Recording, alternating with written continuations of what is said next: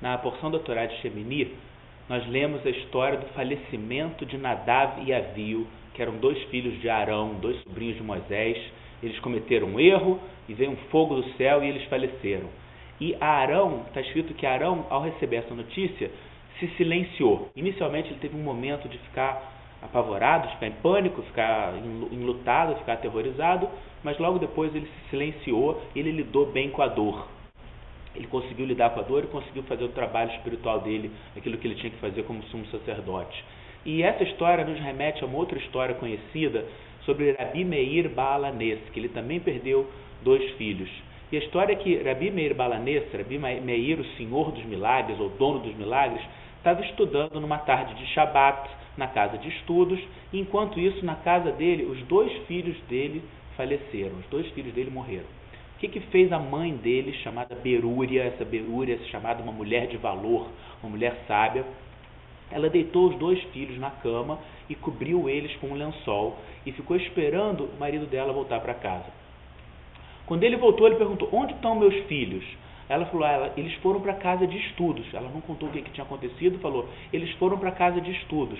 Ele falou: mas eu estava lá e não os vi. Ela não falou nada. Ela deu para ele o copo de vinho para fazer a cerimônia da Avdalá, que é a cerimônia da saída do Shabat, que separa o Shabat dos dias normais da semana. Ele fez a cerimônia e ele perguntou de novo: e aí, onde estão os meninos? Onde estão os nossos filhos?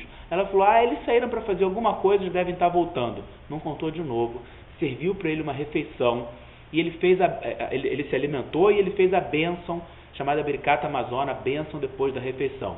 E aí depois ela falou: meu marido, eu tenho uma pergunta, eu tenho uma questão para fazer, eu queria saber a sua opinião sobre essa pergunta. Ele falou: pois não, o que é?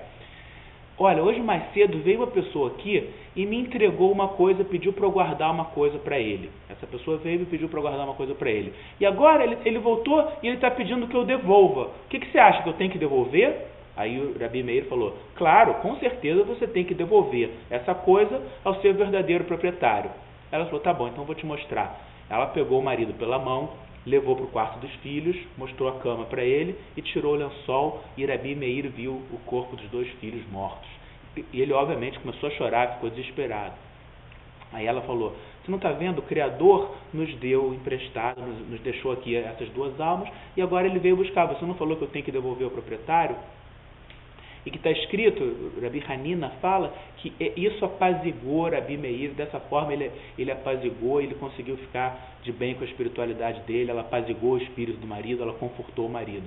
Então, Berúria teve a sabedoria de dar essa notícia terrível para o marido de uma forma tranquila, apesar de ela mesma ser afetada. Não é que ela não era afetada, ela era diretamente afetada pela tragédia, mas ela é considerada uma mulher de valor que faz o bem pelo marido. E tem que explicar, para botar isso no contexto, que tem uma lei judaica que quando uma morte acontece no Shabat, não se pode fazer as exigências legais para cuidar do enterro até o final do Shabat. E além disso, não é permitido se ficar de luto no Shabat. O Shabat é para ficar num estado de alegria.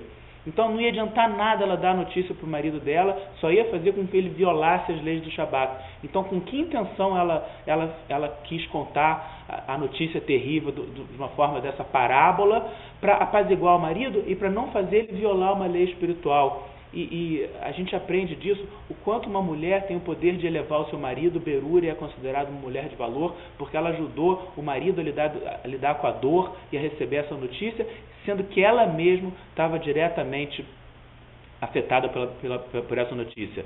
Então, a gente está perto da época do aniversário de falecimento de Rabi Meir Baal Hanes, que o espírito dele, da esposa dele, dessa grande mulher de valor, Berúria, nos eleve. Amém.